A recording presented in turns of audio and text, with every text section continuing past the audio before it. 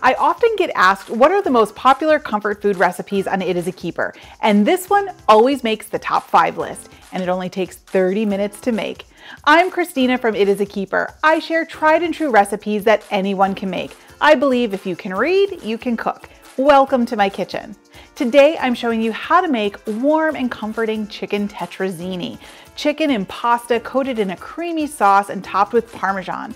It's like a warm, cozy sweater on a cold day. Now make sure you stay tuned to the end to learn my favorite tricks for making this recipe even faster. And be sure to grab the full printable recipe in the video description below. So the first thing we need to do for our chicken tetrazzini is we need to get some butter going in the pan. So I'm gonna add a couple tablespoons of butter into a nice warm skillet. Now I'm using an oven-proof skillet. You can easily do this on the stovetop, prepare it on the stovetop, and then transfer it to a casserole dish. I just don't like doing dishes, so I'm using oven-proof. All right, as soon as our butter is melted, we are going to add a diced onion. Get that in there, get that started.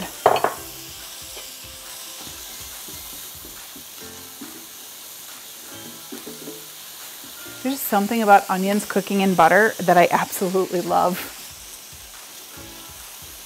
It's definitely one of my top 5 favorite aromas of all time.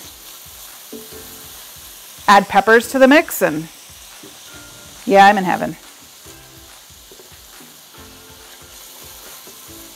So our onions are coming along nicely. They're starting to soften. We don't want them to get colored, just to soften.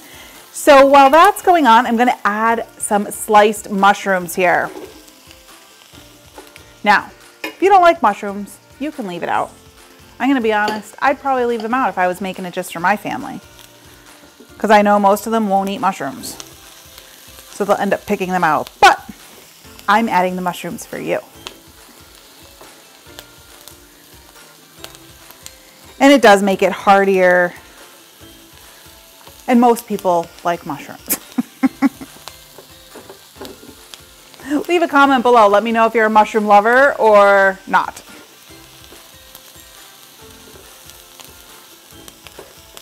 So we just want those to absorb some of that butter and start to cook down a little bit. Okay, so our onions are looking perfect. Our mushrooms have cooked down a little bit. We are going to take this out of the pan and then start making our sauce. Okay, so we removed the mushrooms and onions. We're going to add a little more butter back into the pan. We're gonna start making a roux. Basically all that is a flour, butter, milk mixture. It's our white sauce. So we wanna melt that butter.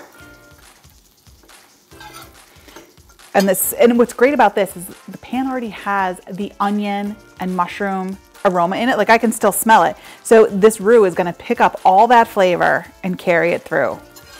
That's why we cook those onions and mushrooms first. Okay, so our butter is just about melted. So now I'm going to add some all-purpose flour to the pan.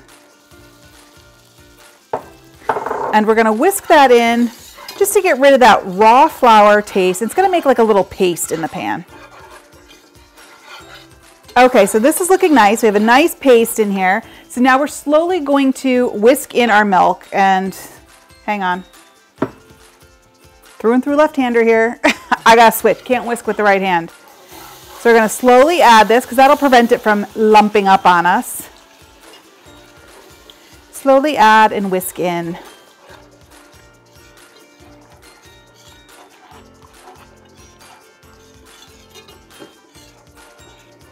And you see how that mixture just starts to thicken up and that roux is doing its job.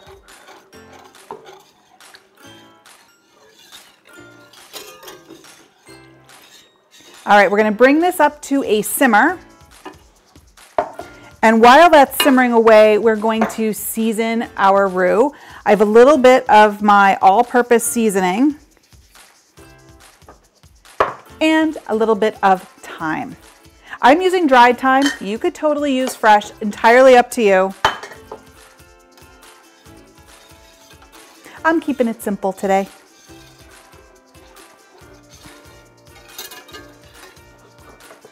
Okay, so we have a nice little simmer going on here. It's thickened up beautifully. Exactly what we wanted. Just look at that velvety sauce. All right, almost done. Told you, this is a fast one. Pure comfort food here. I'm gonna add some chicken broth. Get that stirred in. We're just gonna loosen up that sauce a little bit. Then to this, we're gonna add some cooked pasta. So I already cooked this. Use any shape you want. I'm using rotini. Use whatever you want. All right, to this, we're going to add some peas. I just have frozen peas that I thawed overnight in the fridge. In they go. Our mushrooms and onions, back in. And last but not least, I have some cooked chicken here. So already prepared, cooked. You can use leftovers, use whatever you want. All right, we're gonna get this all stirred in. This is why I used a nice big pot. Now you could at this point transfer it to a baking dish. I'm just doing it, like I said, I'm lazy. I got enough dishes to do after a day of shooting videos.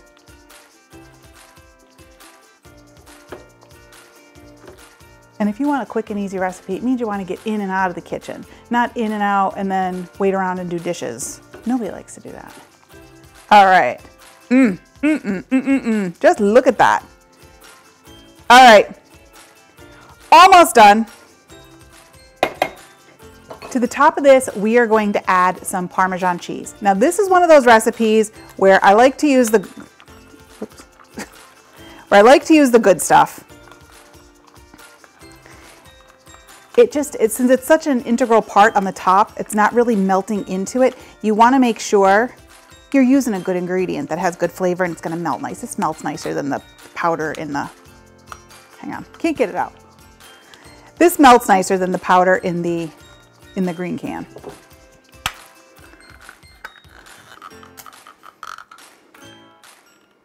And I'll put that last little bit in there and turn my burner off. And get all that Parmesan on there.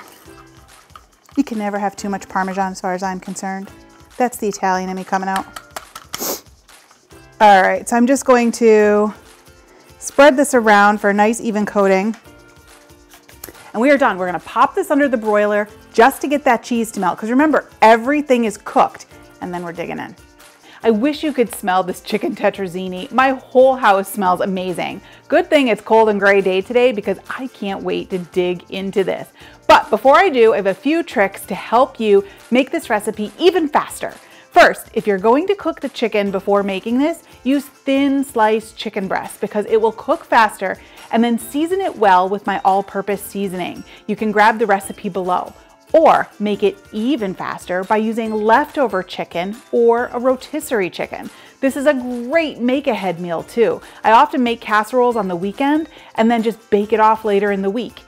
Easy dinner, win-win. So, alrighty, let's get in here and give this a try. So I can see I'm going right here for this middle part. Oh, just look at that. You can see that nice saucy, oh, you guys, yeah, this is what I'm talking about. Going in. I want peas and chicken, the whole 9 yards.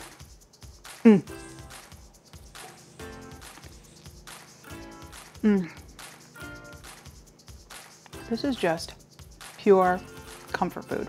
It's definitely a keeper, and I can see why it's one of the top recipes on my site. There are so many great comfort food recipes out there. I have ultra comforting chicken pot pie recipe that you can make in about 30 minutes. You don't want to miss it. Check it out here. I'll see you over there.